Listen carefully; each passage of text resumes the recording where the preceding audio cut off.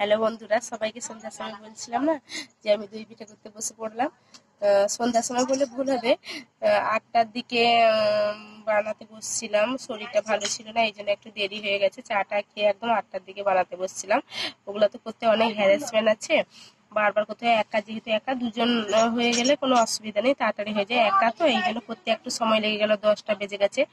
এবার কে কে খাবি চলে আসো। খাওয়া কিন্তু এখনো শুরু করিনি, তোমাদেরকে খাওয়া শুরু করার আগে বলছি যে কে কে খাবে দই পিঠা তাড়াতাড়ি চলে আসে। কিন্তু রাত্রে তখন বলবে যে বৌদি খাওয়া শুরু করে আমাদেরকে ডাকছো নাকি। একদম কিন্তু সত্যি কথা বলছি, খাওয়া শুরু করে নি, তোমাদেরকে দেখাচ্ছি।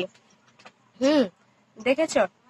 এই দেখো কতটা সফট হয়েছে, দেখাচ্ছি, দেখো, দেখেছো? খেতে খুব আর ইয়ে খেলাম। এবার কে কে খাবে চলে আসো। সবাই আসবে কিন্তু, সবার জন্য নিমন্ত্রণ থাকলো।